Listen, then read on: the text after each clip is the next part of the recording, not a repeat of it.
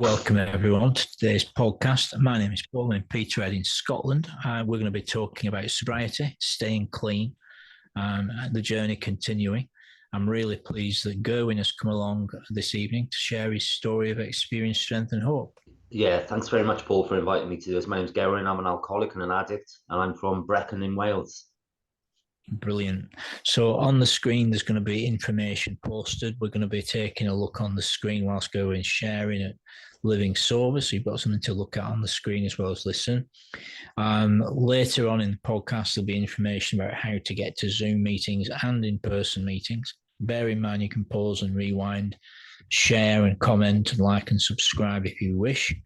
If you're looking for more information about how to recover from drug addiction, we have sponsors. A sponsor is someone that can guide you through the 12-step process so you can have your own experience sufficient to set you free from the obsession to drink and drug. So as I say, if you're listening to this message and you're new to all this, feel free to put your number underneath and we will get back to you. And as I say, there'll be information posted on the screen. So yeah, I'm really pleased that Gerwyn's come along today to share his story of freedom and hope. So without further ado, it is over to you.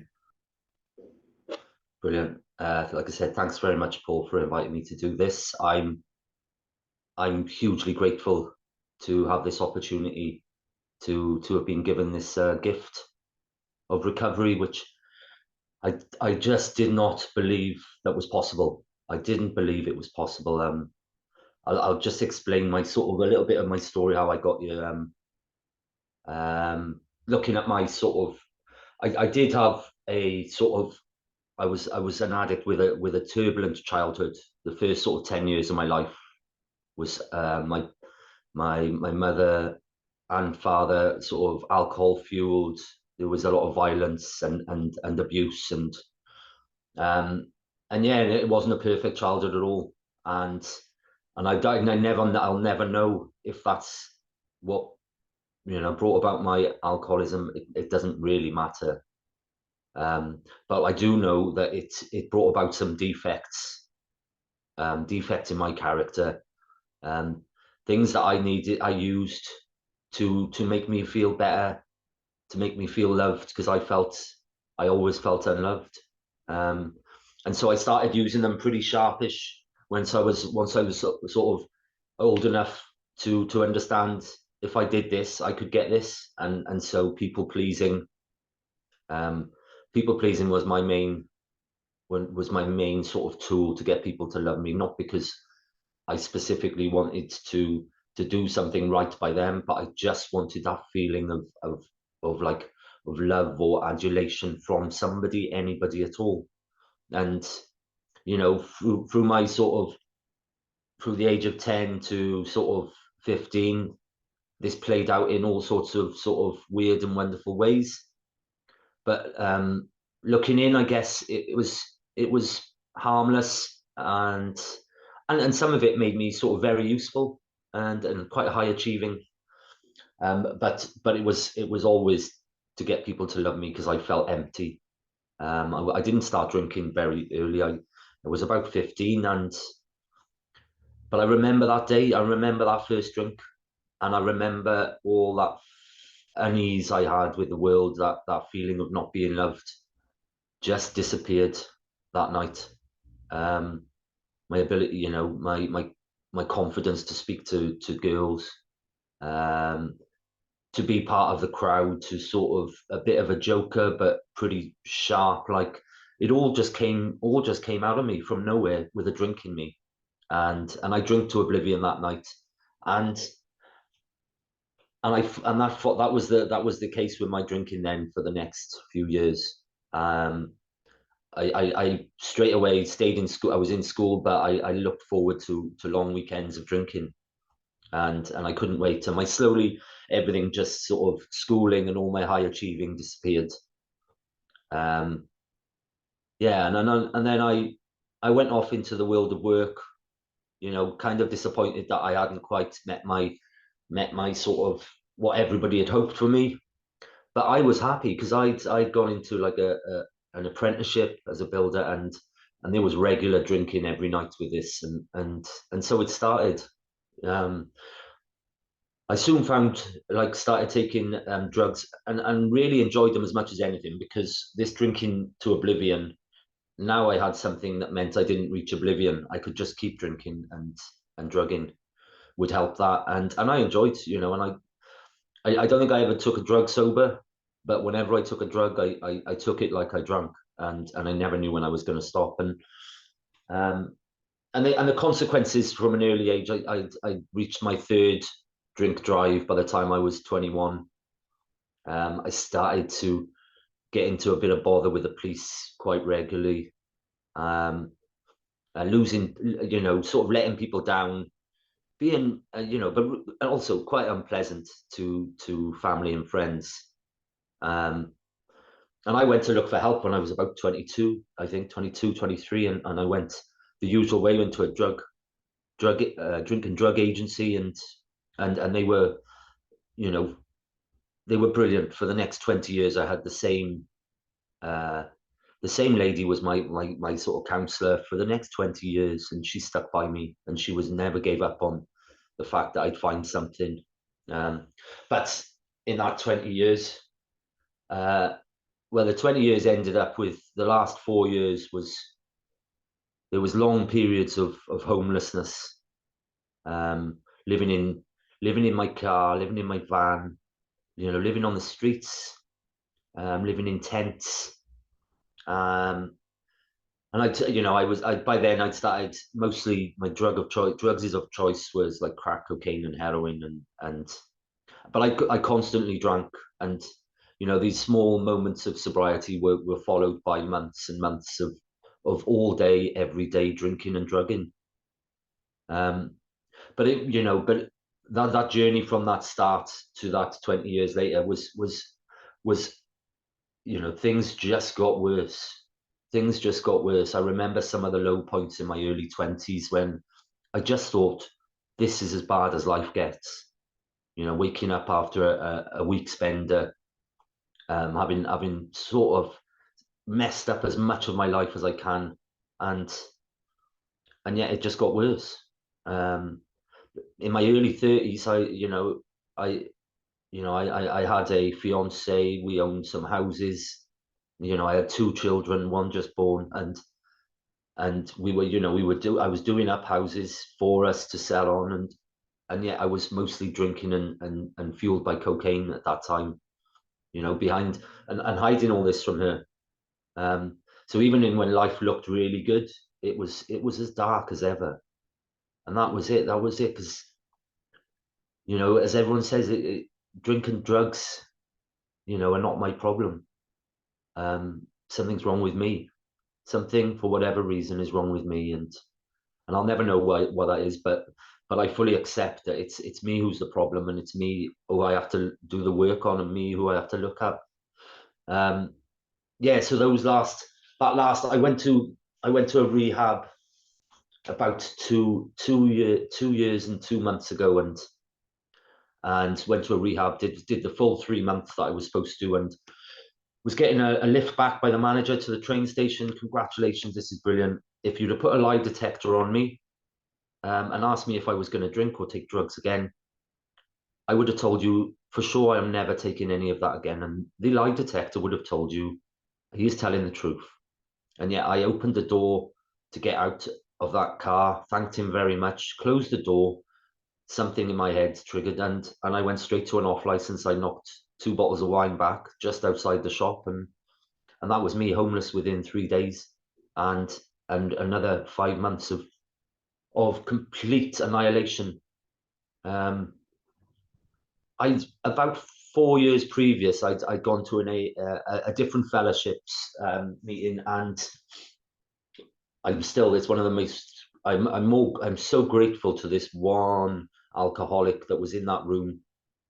He was the only one in that room that told me about what my problem was, and talked about the solution. And I could see in his eyes this fire that I just didn't think was possible, but that you get from not drinking and not drugging. I thought it was going to be a life of misery without, or a life of misery with. and I'm hugely grateful to that gentleman, and I'm really close friends with him, and that's one of the joys of recovery, having real good friends in recovery. So I heard this solution, but I just couldn't be honest with him or with anyone, and so I didn't really get recovery in those years.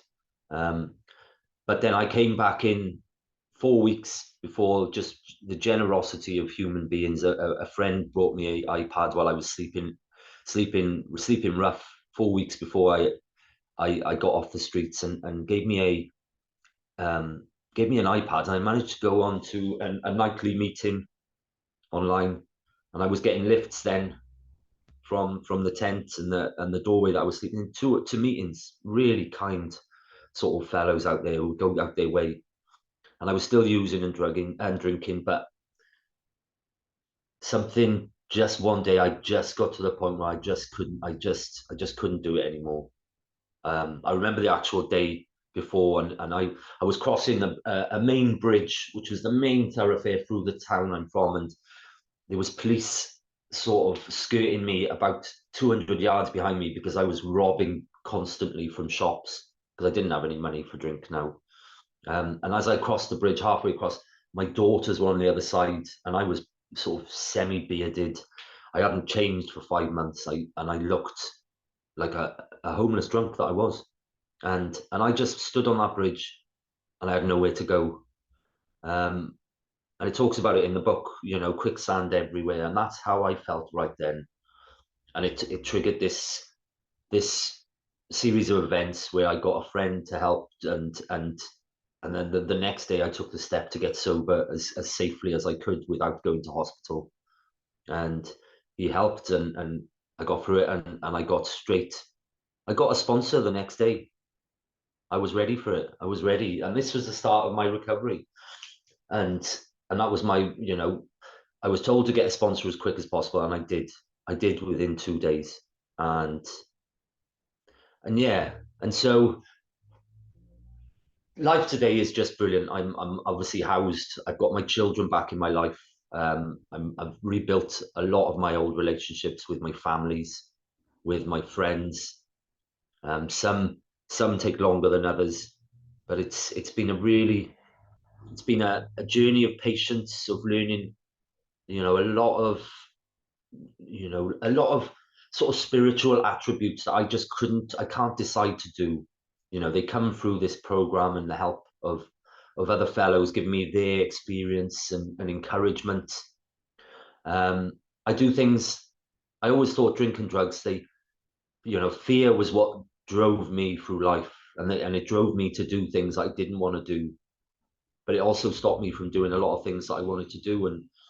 And today that's not the case, and I get to do a lot of things that I'm passionate about, in the community that I live. People in the community that I live, rather than crossing the street or being pitiful or scared of me, they go out their way to spend time with me, and that's just from this program, and yeah, and I'm trying to think, like, although the beautiful thing having my daughters and work and being helpful in the community and all is just wonderful stuff, and I've got a beautiful life. It is the peace that I find within me that is the greatest gift that I didn't even know existed. We talk about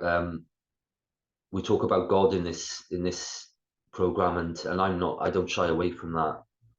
I'll just explain how I got there then. First, I got a sponsor. He gave me a list of things to do on a daily basis: prayer, meditation, gratitude lists, reading the Just for Today. He told me to phone fellows up every day, newcomers and others. Go to meetings regularly, and to carry on with daily inventory, and to go through the steps with him. And the steps transformed me in the sense that there was a voice in my head that told me terrible stories about life, about you lot, about the world, about people outside, and worst of all, it told me terrible things about myself.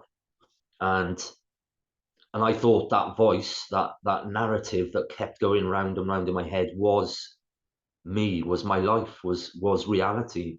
And it was going through the steps that I realized that this voice is not who I am.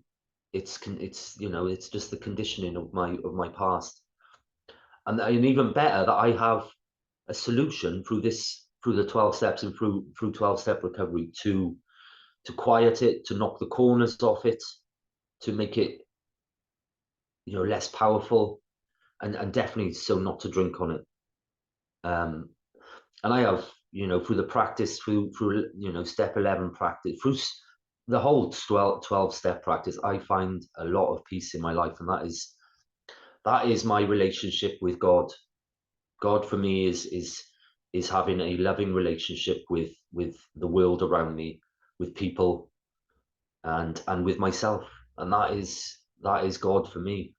And I got there, through doing what I was told for the first time in my life. And I barely missed one day of the whole what I was told to do. There's a couple of times where I felt unwell, and sometimes I've been so busy I've missed one phone call. But I have for me, this is a practice and a discipline. I'm disciplined at this because I was never disciplined in my life, and through that discipline I get like a continuity, that my recovery is never too far away from me. My spiritual practices are never too far away from my daily life. And my serenity is more important to me than anything else. Because in those when I have serenity in my life, my decision making, to do with the people around me, to do with the world I live in, to do with my community, to do with me, my children, the decision making my decision making is of a higher, it works on a higher plane to what it used to. It's not on the it doesn't work on the me and the I. It works on the us, the we, and the fact that there's something out there that's greater than me, than my little life. And I sacrifice certain things, but what I get in return. So I have this real experience of sacrifice, of letting go of huge amounts of ambition, but in return my actual life has gone in such an amazing direction. So by letting go of what I think I need, somehow my life gets better. It just doesn't make sense. But that is the beauty of this spiritual program for me. It doesn't make sense, and I don't understand it, and I don't know really what God is, but it just works. And that's me having faith in this thing. This is where I've just got to trust that this process, this belief, this faith will sort everything out. And up until now, I'm nearly 18 months later now. Up until now, it sorted everything out. My life's an absolute dream, and I'm hugely grateful to this fellowship, and to other 12-step fellowships for getting this, and to God for allowing me to get this. I know not everybody gets this chance. Yeah, it's brilliant, and you've just got to crack on and do it. Like, do it, be disciplined, and keep doing it more. And when you need it a bit more, do it a bit more. And then ultimately giving it back. Having now experienced sponsorship, being a sponsor a few times, the joy in seeing somebody else sort of transform their life is even, for some reason, is even better than my own experience. And I act, I just can't wait to give, to tell people about my experience, and to say that there's hope, and that people can have this. There's no reason, if you find yourself in the room, if you find yourself in this fellowship, there is no reason you can't have this. Yeah. I think that's probably it from me, Paul. I don't know how long that was, but That was that's fine. Go and appreciate you. Thanks very much for sharing that. What a great message, and that's a miracle, isn't it? That's absolutely miraculous, And I ought to have asked you before, if you mind me saying this, but I don't think you will. I remember those, just in very general terms, those early meetings. Yeah. And I remember chatting with you, and I remember the circumstances back then, and God has brought you from that place to where you are today. God has brought you into his presence and his loving kindness, hasn't he? And you've experienced a miracle, and this is what happens, and this is why we're so passionate in meetings about the message. It's because miracles happen. Yeah. This is the truth. Families get reconciled. We can usually address most of our problems, but in the real world, there's some consequences we have from our using that can't be addressed, so, we're in reality as well, aren't we? We keep our feet firmly planted upon the earth, but it is true that when we stop using, usually most of our problems stop, and we're able to address our problems and our consequences by staying clean and living in what we call the solution or the answer, and moving forward. And we, in the first instance, we go through the process and we get rigorously honest about the lifestyle. That's the key thing in the first step. Until I was willing to get rigorously honest that lifestyle wasn't going to work, then there wasn't much hope of a new lifestyle. I could talk about it and think about it, but until I was able to get sufficiently radically honest about it, then there wasn't much hope of change, and that's what the first step is. I get proper honest about the two aspects of the steps are often in sections. Step one is in two very simple sections: powerlessness, unmanageability. The powerlessness is very simple. When the cycle of addiction is on, the body wants more, and the mind gives in and says, yeah, well, let's get some more.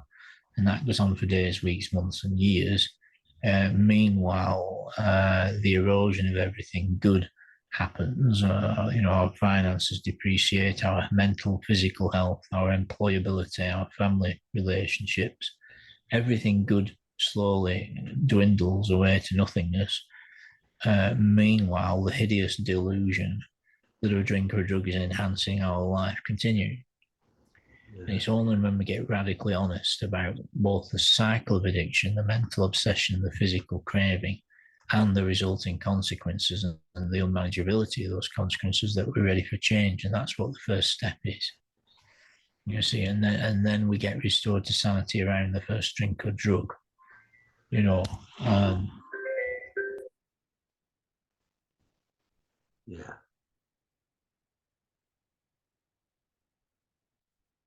And then, we then learn how to turn our thinking and actions over to a higher power on a daily basis.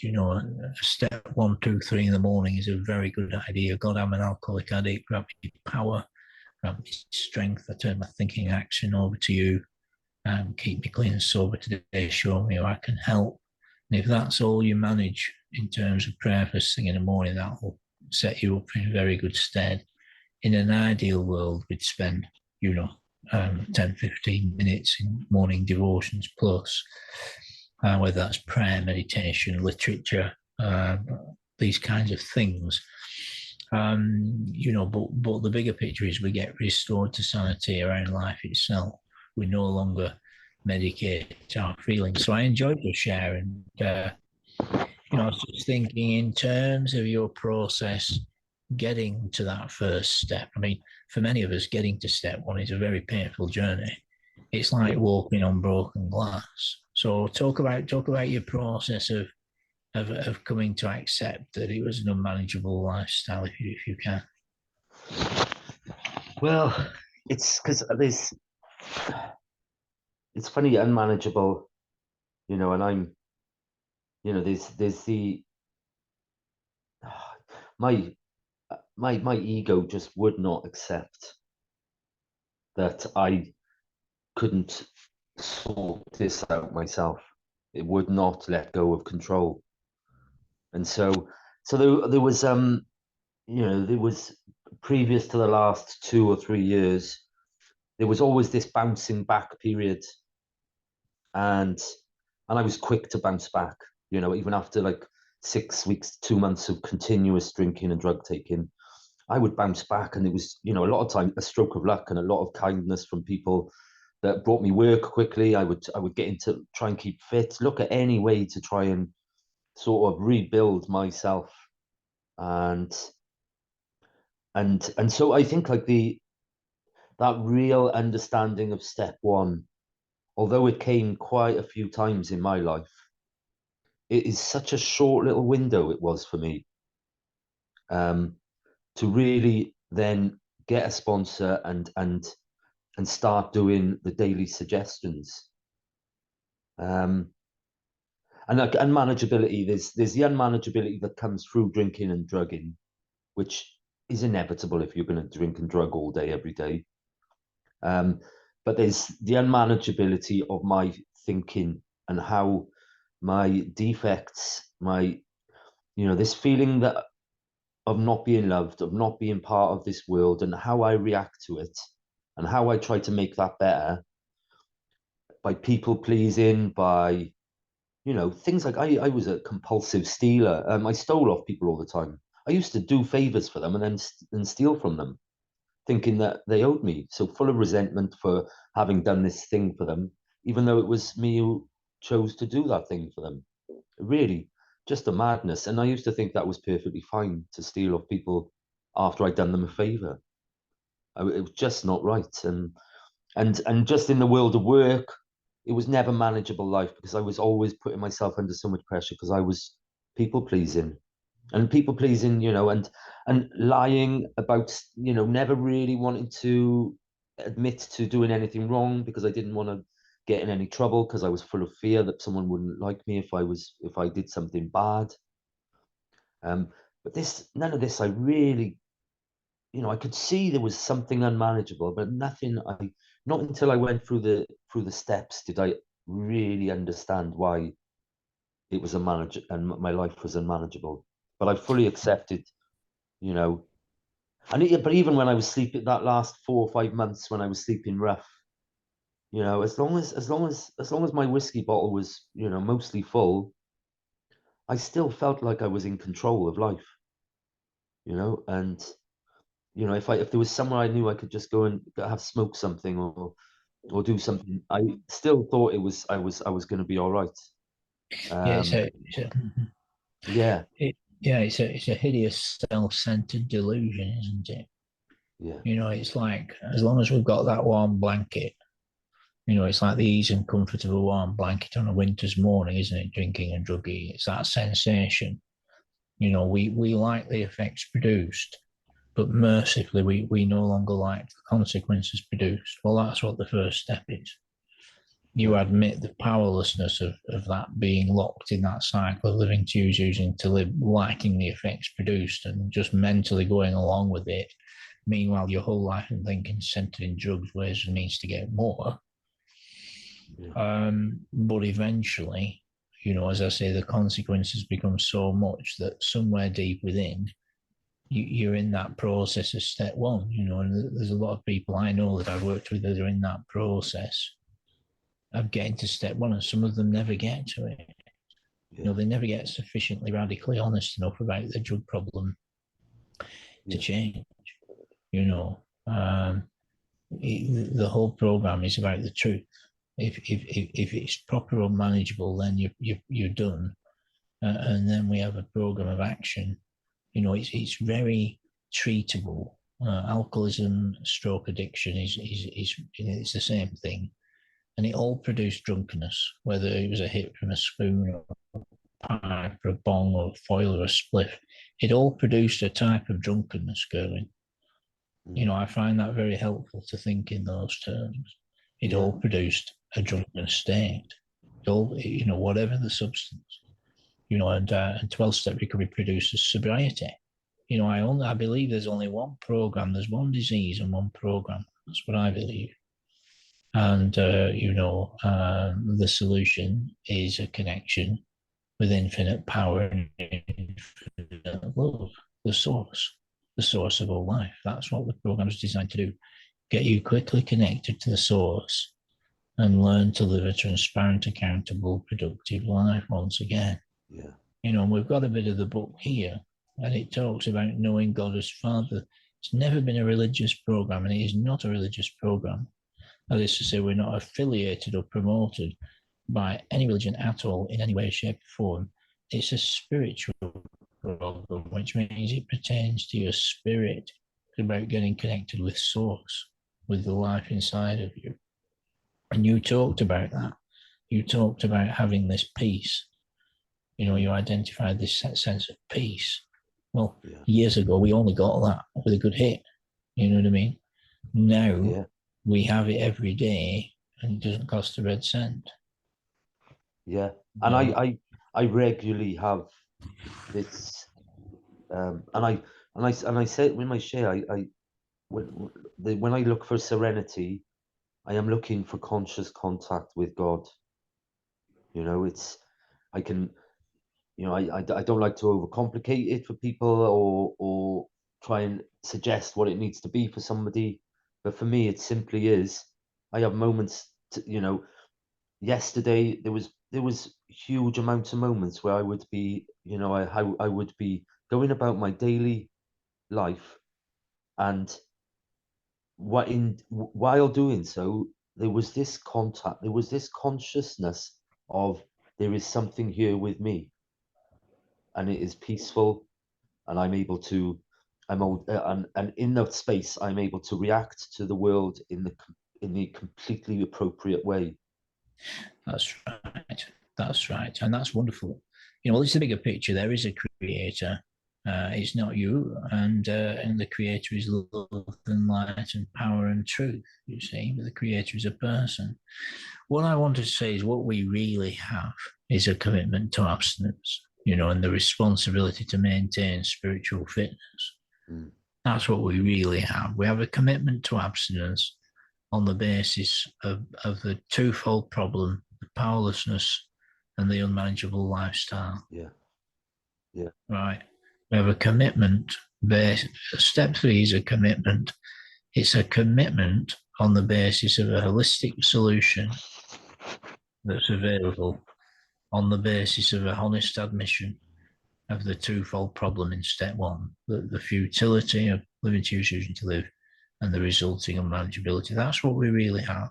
And then we have to get responsible. Yeah. Then we have to take some action on a day-to-day basis. And as the months roll on, we begin to realize that actually it's not that difficult at all. No. And a lot of, a lot of the suggestion, a lot of the things I do daily, they have, they have one real practical. So when I phone up another fellow, on one level, on a very practical level, I cannot be thinking very much about myself and my problems and that narrative in my head while I'm speaking to another fellow about how he is, and trying to, sort of, just try and help somebody else in as much way as I can. And so it works like that, but also I'm getting a deeper connection with another human being. And connection is what I need. Connection with the world, with other people is what I need as well. It's what I sort of did everything I could to get away from in active use and drinking. And so absolutely. These things I do daily, they work on multiple levels. They're not Absolutely. just a tick box. It's not just a tick box exercise. It has deep meaning for me. Oh, absolutely. And it's a whole new lifestyle. What's on offer here in these rooms is a transformed lifestyle. And disconnection produces dysfunction. Connection produces function. We become functional human beings again. That's the miracle of it. We won't need to fight temptation. It'll simply be removed. The obsession to drink a drug is simply removed by building and maintaining this transparent, accountable relationship with God. Yeah. That's what the process is, and we do have to have purpose, connection, expression. You're right. And you mentioned a sober network there. You didn't use the term, that's what you referred to, bringing up other fellows. And there's an unspoken accountability happens mysteriously when you start chatting to someone else that's trying to stay clean.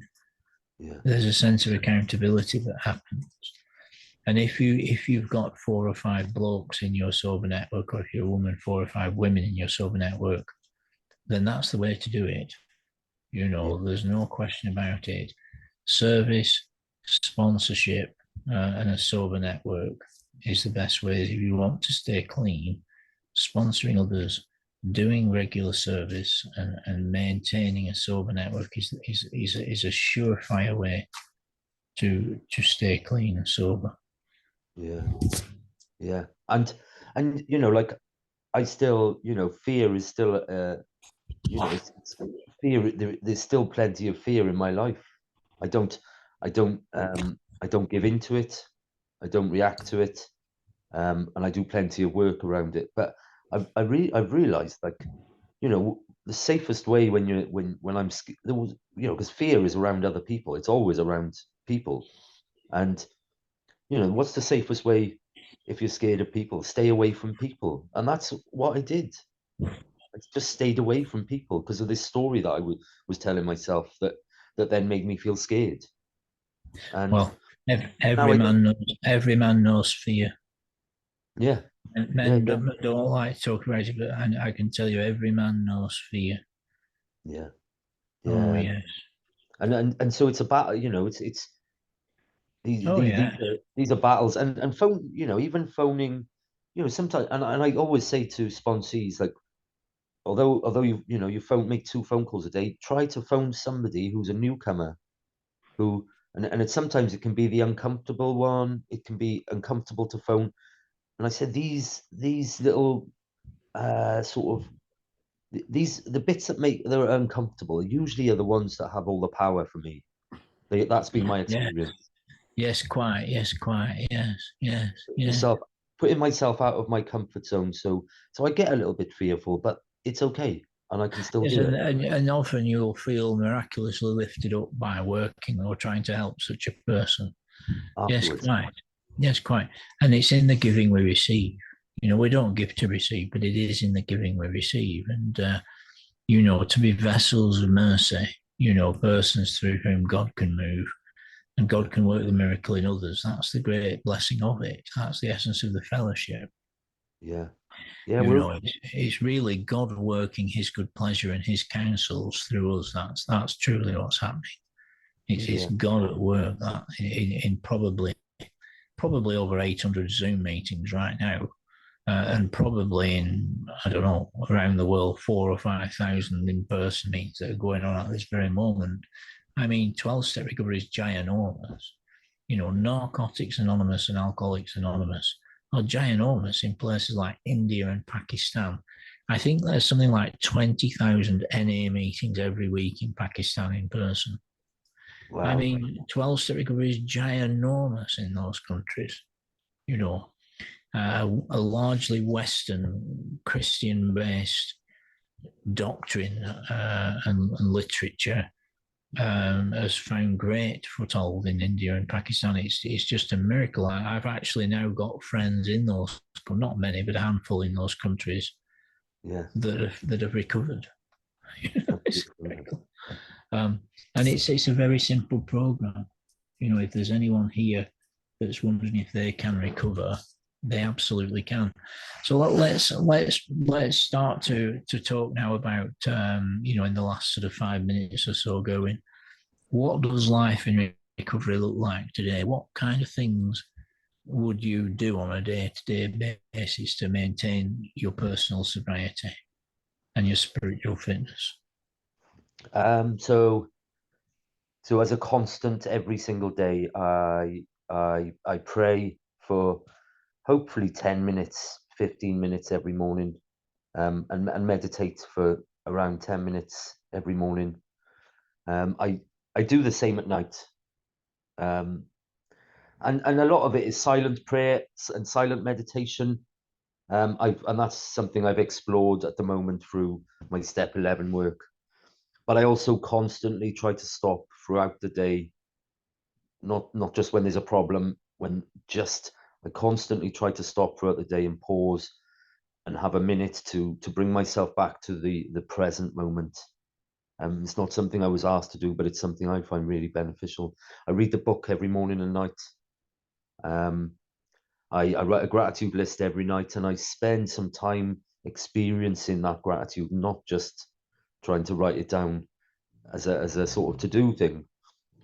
Really go into it, and why am I grateful for this, and experience that physical experience of gratitude, and I review it every morning. I write. Um, I ask myself a few questions with pen and paper every night, just to sort of go over the day, to see if during the day I've been disturbed and haven't had a chance to sort of have a look at it.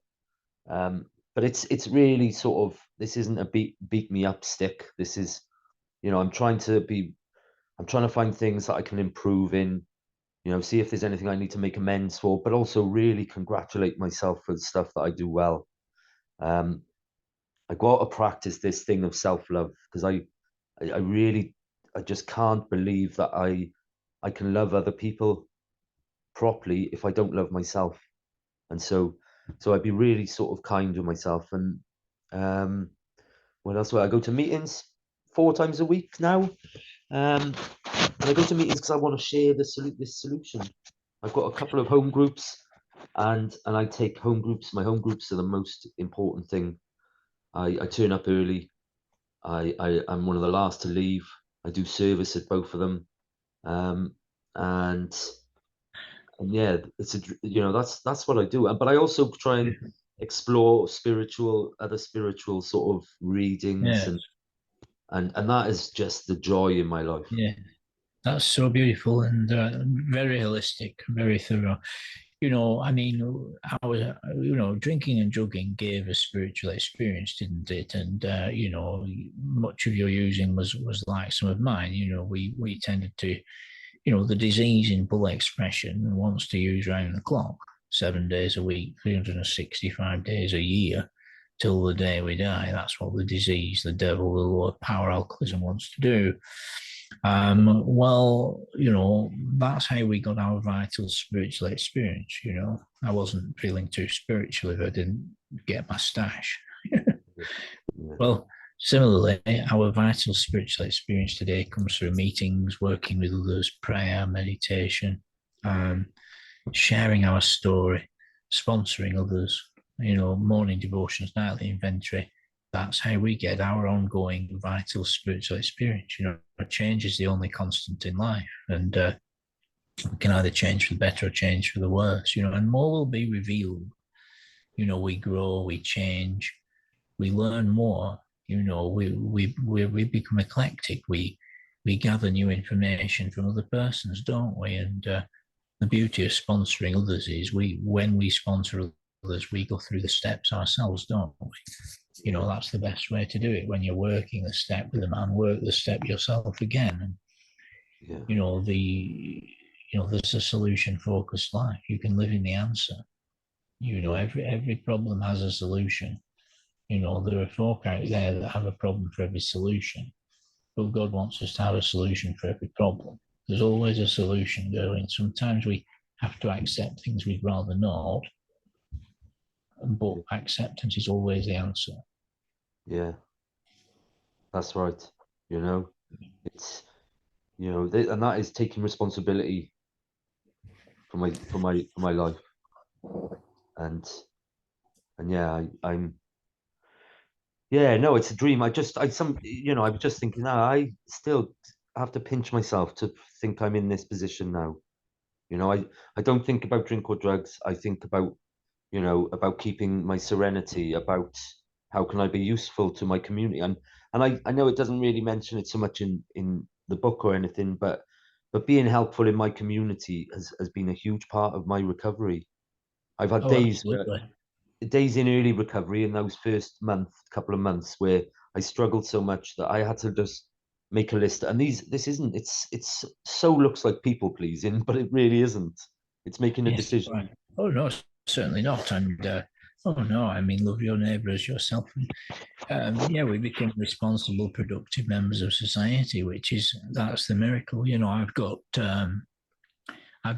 well, three friends. I've got three friends that were all living homeless in the south of England, and yes, two of them are men. One of them's a woman. The woman is the sister of one of the men that were living in a bin shed together. She was homeless in another part of the city, and they were homeless, crack and smack addicts, muggers and burglars, you know, living in a bin shed.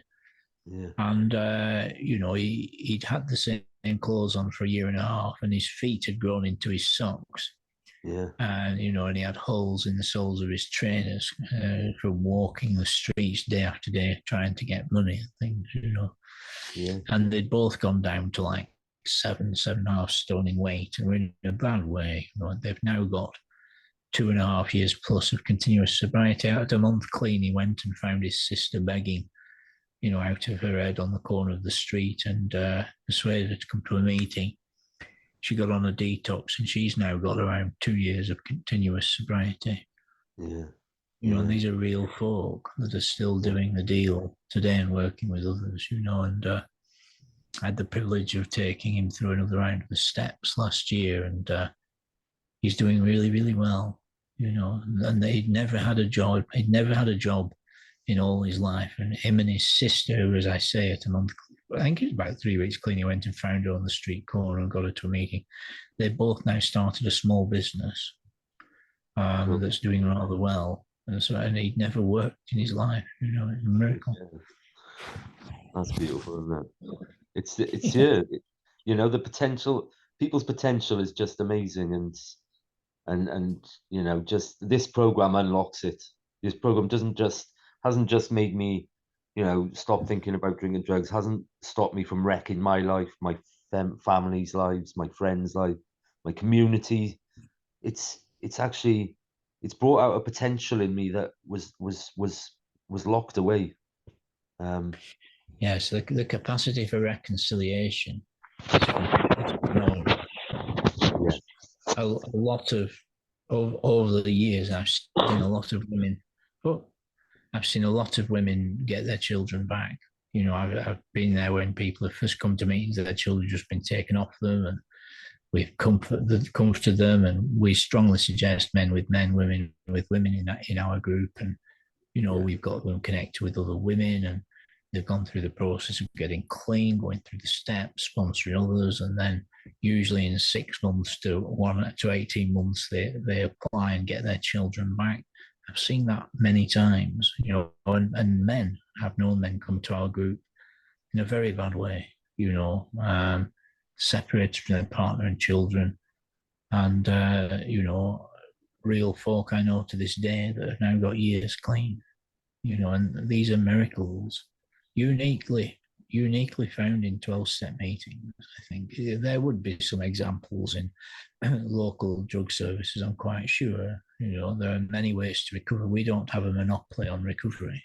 You know, we're not a cult. You know, but people recover in different ways. But we certainly, you know, I've seen this miracle repeated many times. And you know, well, I want to thank you, Gerwyn. I want to thank you for taking time out of your day to come and share a message of hope and courage. That's a pleasure for sure.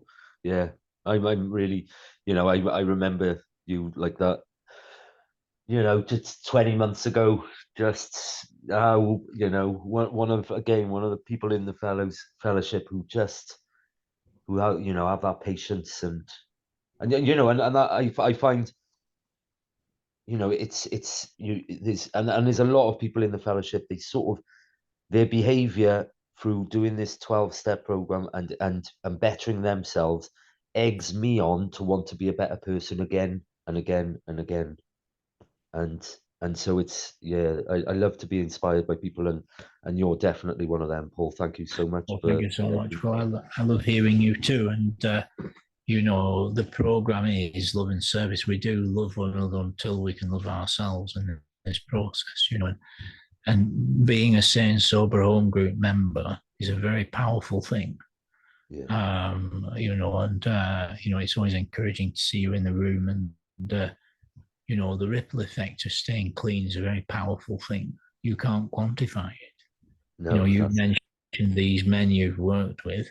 Well, if only one out of those four men stays continuously sober and then goes on to help other men, you know, each person that gets help is somebody's son, somebody's dad, somebody's brother, somebody's sister, somebody's neighbor. It's the ripple effect of living in the solution. You can't quantify it. yeah, You know, it's infinitely exponential. yeah. Do you know what? My dad dropped me off from it. Because I've got this like tight. Well, I won't be driving again, not in the next 7 or 8 years. But my dad had to take me to one of my home groups, which is about 20 miles away, and I felt a bit guilty asking him to bring me home and try to try to give him money, and he dropped me off outside my house, and he said, "No, I won't take any money." And I said, "No, I have to pay for my recovery." And he goes, "Okay, but don't ever hesitate to phone me to take you to a meeting." He said, "I don't know what you boys do in that room, and it's my CA Merthyr home group." He said, "But it's changed mine and your mum's life forever." Wow, that's so beautiful. Yeah, yeah, yeah, and that's That cool, is so beautiful. That's priceless. Yeah, You could yeah, have all the money in the world and you couldn't buy that, you know. no, no, that's it. True wealth is the well-being of mankind. As they say in Glasgow, your health is your wealth, you know. Yes, that's it. But that's what a beautiful note to end today's broadcast on. I really appreciate you, and that is so beautiful. Mm, cool, Yes, nice. and these are all miracles. God, the age of miracles is still with us. God works these miracles, as I say, in thousands of rooms at this very moment. You Yeah, know, these miracles are happening, and you know, God has given you back to your parents, that's whole and it. restored, and helping others in the process of becoming whole and restored. You know, it's a great thing. It is. Well, I just want to say to anyone that's perhaps new and doesn't know how to get to Zoom meetings, as I say, there's probably over 600 different Zoom meetings on at this moment. You're certainly not obliged to put your camera on, so please never be put off going to a Zoom meeting thinking about cameras. Nobody's going to demand you to put the camera on, nor are you even obliged to speak if you don't want to. Conversely, if you want to share, then you're more than welcome to share. On the screen at the moment is many meetings. All those meetings are on every single day, all year round. At the bottom right is the UK Samaritans. The bottom right is the CA UK helpline. Top centre is cocaineanonymous.org.uk, where you can find out about in-person meetings in Britain, up-and-coming events and conventions and things like that. Me and Gerwyn are often found at a group called We Can Recover. That's a very healthy group that's on 3 times a day, every day, 2 o'clock, 8 o'clock, 9:30 UK times. The meeting ID is at the top there in the big purple box, in the big writing, 971-7214-725. And the public meetings, everybody is welcome. And all the other meetings are on in green. So get involved. And as I say, if you're looking for sponsorship to go through these steps and find a new way to live, feel free to comment underneath wherever you see this post on WhatsApp or Skype, or indeed here on YouTube. And check out the other podcasts. There are a couple of dozen personal stories on the channel, and also there are podcasts on each of the steps. And we're almost completed an entire series of podcasts on the traditions.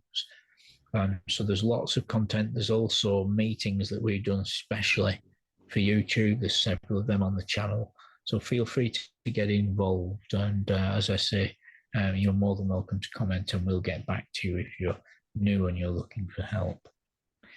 So once again, I appreciate you, Gerwyn. Thanks so much for being here. Shall we close out with the Serenity Prayer? Yes, let's do that. Yeah. Thanks for your time. Thanks for coming here tonight. You're welcome. So who's large and in charge? God. God. Grant us the serenity to accept the things we can't change, courage to change the things we can, and the wisdom to know the difference. Amen. Brilliant. Thanks, Gerwyn. Stay safe, family.